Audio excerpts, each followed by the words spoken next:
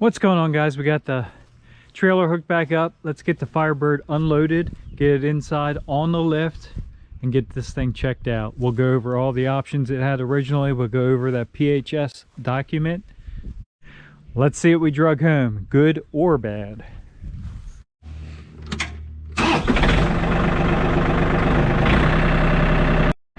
Get this hooked up to the fork attachment. With John Deere accessories are super easy. You just drive into it, lift up, lines itself up, tilt it, and we got 2 pins to connect. Up this pin, there we go, drop right in place. That side's done. That side's done. Slide our long forks on.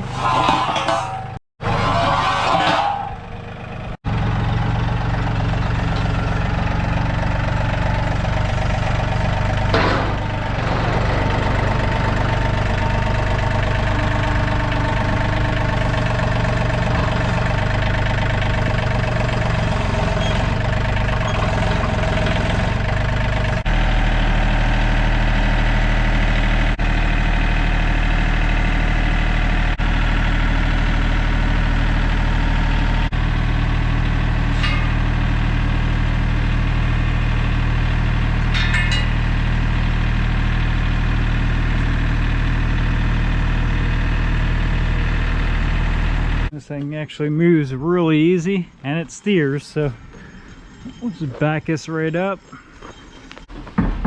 Perfect. Now we'll just pick the back end up, push it right on in there.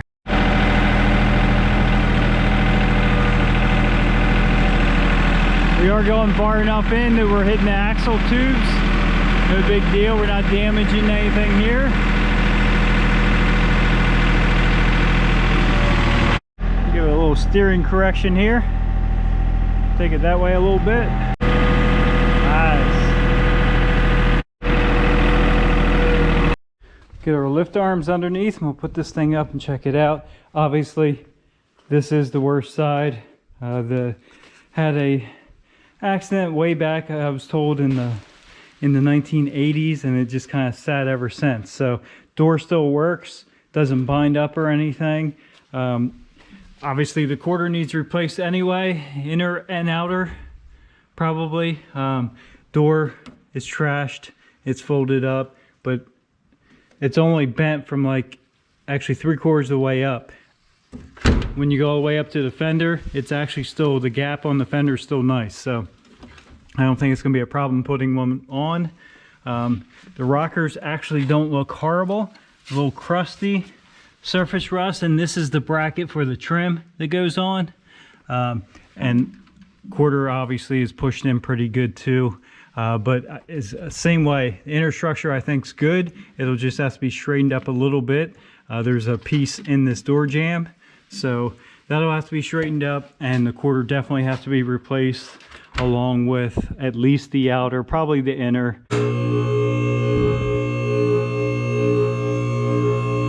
Well, it's not folding in half, that's a good sign. No real creaks or cracks.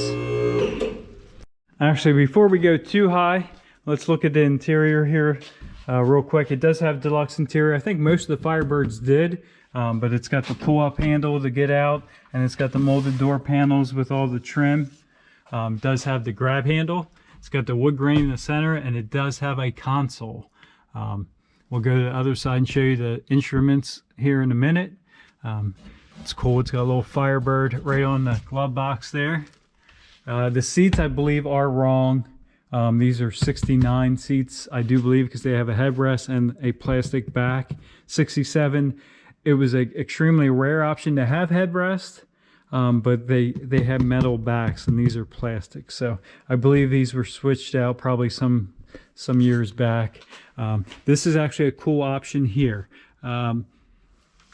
Does have a fold down rear seat. Now my 68 also has a fold down rear seat. This one's a little different. I didn't think this was a fold down rear seat because there's no handle anywhere, but on the 67s there wasn't. There was just spring detent. So if you grab the back of the seat and give it a little pull, it does fold down.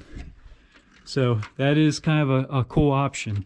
Of course, it'll go down further. That seat bottom, the seat back, yeah, the back seat bottom is not slid the whole way in. So we are binding up a little bit, but yeah, it's a cool feature. So for the most part, the interior is intact. Of course, the headliner's trashed, it's gone. The bows are still there. So all that's good.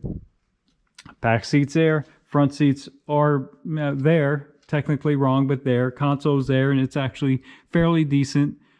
And this side still lines up pretty decent. The door shell is actually, for the most part, in decent shape. Opens and shuts pretty nice. So, again, door panel is pretty much trashed, but the trim is there and all the mechanism and stuff is there. Window actually does roll up and down pretty nice. Surprising. Again, it's the wrong steering wheel. It's got a Grant steering wheel on there. I'll have to get a light so we can see the instruments. So I believe that it's probably specific. Hopefully you can see that. It's not, there we go. It's got a 160-mile-an-hour speedometer in it, and I think that's probably because of the for-hire package, Firebird 400, and then it's got the gauges on this side. A Camaro could have had the gauges down on the console, and maybe this did at one time, because there is some spots on there where something would attach. But I was told this, obviously, the hood's been robbed off of it, but it did have the tack on the hood. So gauges on the other side, 160-mile-an-hour speedo. Everything else is pretty much intact. All right, now for the underneath. There's definitely some issues under here. Obviously, it's an old rough car, and there's some stuff that's not correct. It does have a Buick Olds Pontiac 10-bolt in it. Don't know, it's definitely not correct for this car. And I'll show you why I think that, because it doesn't have the bracket for the traction bar, the factory traction bar. Someone put these slapper traction bars on. They did that in the 80s and 90s, probably even the 70s, but these are kind of trash. We can get rid of those.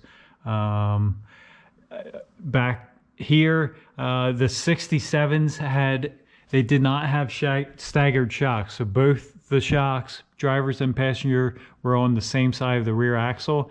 For 68 and 9, they alternated them. So they have staggered shocks, which changes things. And it didn't, this, you can see from the top side, there was a plate there with 2 studs sticking down.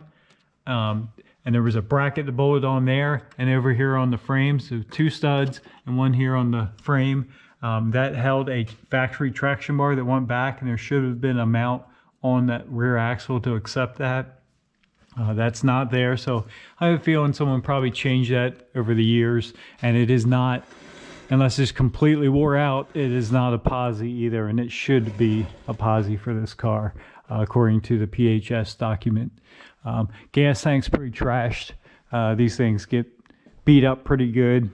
It's pretty rusty and it's dented up quite a bit. Someone did, just like all of these cars, they had air shocks on them. For some reason, that was a very popular add-on back in the day.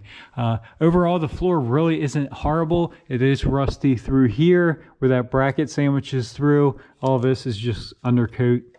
It actually looks good underneath that. But the rockers actually look good. I don't see any major rot in them. They're not all beat up. Again, these brackets are rusted off, but they unbolt off of it. There was trim on the Firebirds, and that's missing now. But the rockers themselves actually look pretty good, both sides. I think they would clean up pretty nice. Frame rails, again, are a little bit crusty, but I think they would clean up pretty nice too and be salvageable. If I was doing this car, I'd probably do everything. Complete restoration. Rear tail pan actually doesn't look horrible either. There's some dents in it. See couple there. But overall, not horrible. Quarters, obviously, both quarters are shot, need to be replaced. Both outer wheel houses need replaced. There is actually, see if you can see that. Maybe we can get another shot up here. Here's the factory color. It's like a dark green metallic. And that is confirmed by the PHS document also. The original emergency brake cables are here. This side rusted right off, so it's flopping on this side. And someone put a turnbuckle in the floorboard, which is not correct. It should have a bracket off the subframe and coming over with a hook on it, but no big deal. Floors, again, have been patched. Someone welded in some steel at some point. There's the factory plate for 67. They did have a plate sandwiched on here. 68.9, I believe. Definitely 69 was just a rough cut and holes drilled for the boot. Someone did chop it up a little bit to come back further for some reason. Some type of aftermarket shifter, I'm sure. Does have power steering. Does have manual brakes. Subframe is relatively decent. They all get beat up right here over time by hitting stuff and jacking on it and stuff like that. Definitely needs cleaned up, blasted and painted, but overall decent shape. Front suspension's all intact. I mean, it's all old, all needs rebuilt.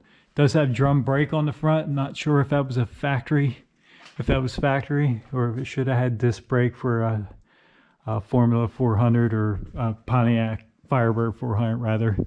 I didn't get that far into the PHS documents, and again, the front valance is all beat up. They all get trashed.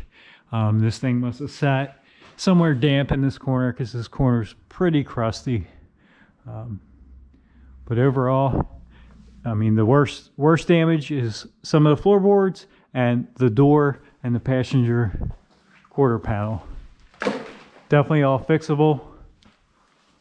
Definitely a very, very, very restorable car. To be honest with you, it looks worse, but it's really no worse shape than what this was when it came in. So this car could very easily be turned into the condition of this car. We didn't do quarters on this 69. It already had GM quarters on it, but it would definitely be easier to do the floor and all that work without the quarters on, and then we'll just hang brand new sheet metal quarters on there. No big deal. So I'll just kind of do a walk around here and get all the body lines lined up pretty decent. I think this car was probably only in that one major accident, which, I mean, it looks, like I said, a lot worse than it actually is because that quarter's rusty anyway. It's going to be replaced. There is some inner structure there at the door jamb, but that's gettable if it's destroyed. If it's not, you can just bend it back into shape. Should be salvageable. And door shell, very gettable. The Camaro and Firebird is the same door shell, so no big deal at all there. Yeah, body lines are, like I said, pretty decent. Like door gaps, rocker, the door gaps are very nice. Fenders are a little on the rough side. That actually looks like a bullet hole. I wonder if that is. Huh. Have to investigate that and see if that went through. But all right, guys, we got our PHS documentation here. This pink sheet is just what they charge to do it. So that really doesn't have any effect. I just left it stapled on there. So here's the breakdown. All the stuff's highlighted. So if we flip that over, I did check VIN numbers and everything like that matches up to this paperwork, so we are good with that. So some of this stuff gets substituted later on, but the base car was a Firebird 400 4-barrel V8, 325 horsepower, 400 cubic inch. It had a chrome air cleaner, chrome valve covers, or rocker covers they're calling it, and an oil cap. Dual exhaust and a declutching fan. Dual hood scoops. Standard on this package was a 3-speed manual floor shift, and E70 14 red stripe wide oval tires. So like I said, some of that gets replaced later. This car, as it turns out, even though it does have clutch pedal and linkage in it, originally came out as a turbo 400 automatic car. So if we move right down the list here, and we'll kind of go over this stuff on the car as we go. It did have a radio push button manual. Yeah, radio push button manual antenna rear. So this does, if we walk around real quick, right there is the rear mount antenna. So that was an option, that is there. Come back over here. We're not going to worry about some of this stuff. Stereo tape player. The stereo is missing, so we can't verify that. Door edge guards, they actually are still on the car. That one over there is pretty messed up. This one's a little bit messed up too, but they are there, so that's there. Lamp luggage, so it had at one time a light in the trunk. That might still be there, I'm not really worried about it. Pedal trim package, so this was the chrome trim on the pedals. It's kind of neat. It did have a rally gauge cluster and hood mounted tack. Fortunately, the hood's gone, but if we look here, there is some wiring, and I believe that's probably the tack harness. It's part of the main wiring harness, so that's probably the tack harness. I could be wrong on that, but I'm pretty sure that's what that is. It does have the rally gauge cluster inside. It's got the 160 mile an hour speedometer, and it does have the gauges. I think I showed this earlier, but we'll just look again. So it does have the gauges over on this side. I can't even see them. Hopefully you can. It's the temperature gauge, fuel gauge, oil pressure, and generator charging gauge. And again, here is the 160 mile an hour speedometer. While we're here, we'll just mention it does have deluxe interior. We'll get to that in a minute.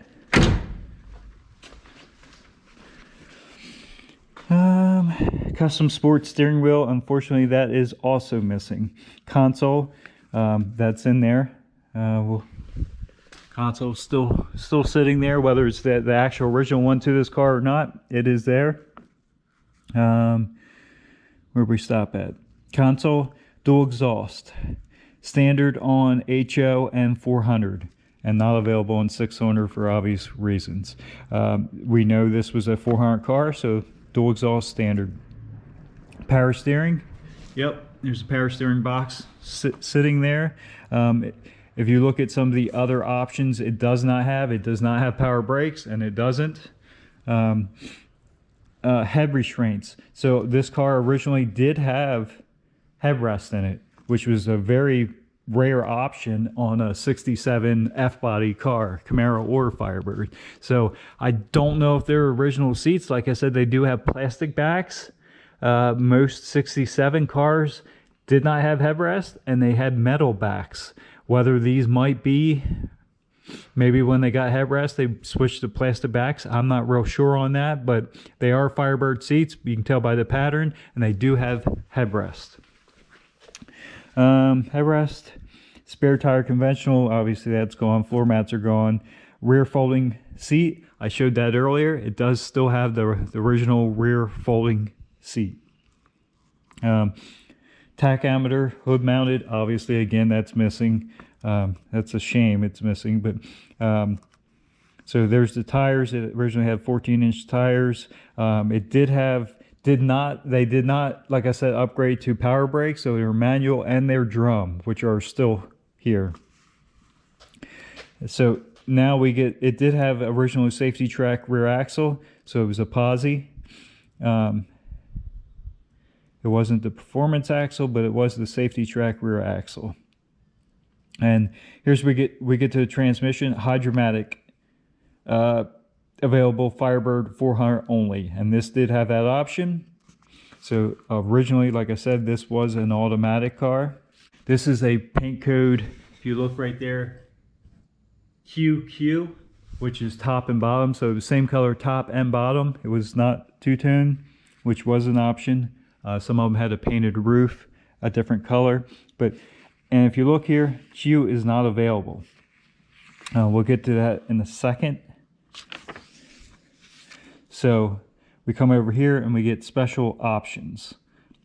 This was 259. Actually, let's go back over here. So spring colors, and if you look, Q is there on the spring colors. So this was a special paint color, probably limited production, spring only. And Verdero green was Q.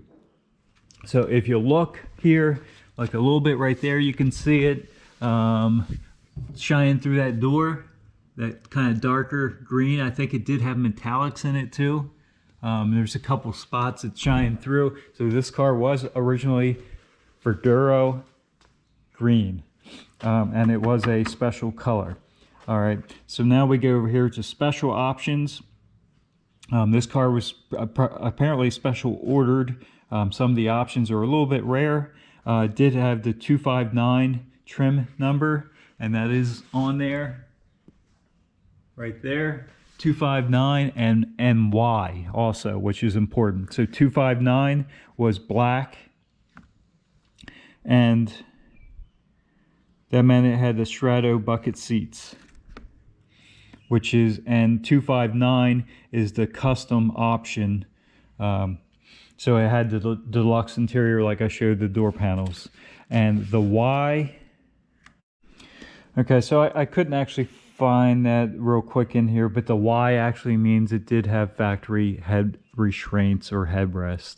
So it's in here, I just couldn't find it real quick. But 259 is the custom black interior, and the Y means it did have the head restraints. So if we go on to the next page here, there we go. All right, so that's pretty much this car decoded.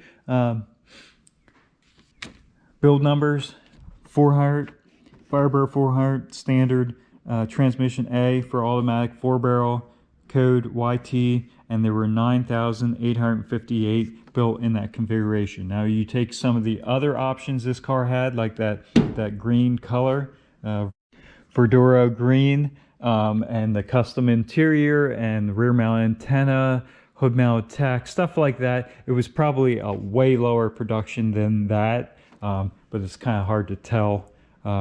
But anyway, it was a fairly low production car. Sometimes that means something, sometimes it doesn't. But again, the car's pretty well intact, except for the hood, which is unfortunate. A little on the rough, edgy side, but like I said, a very, very restorable car. And I would love to do the restoration. We got a lot going on right now, so I probably won't unless someone's interested in it and having a restoration done by us here. But it's here. It's probably going to be available for sale. It is also neat, guys, having all of this decoded for you and the paperwork that comes along with it. So that's something we normally don't get when we drag these cars out of the woods. But the guy did his homework, and we're thankful we have this information here. And that's our Firebird find. So thanks for tuning in. Have a good day.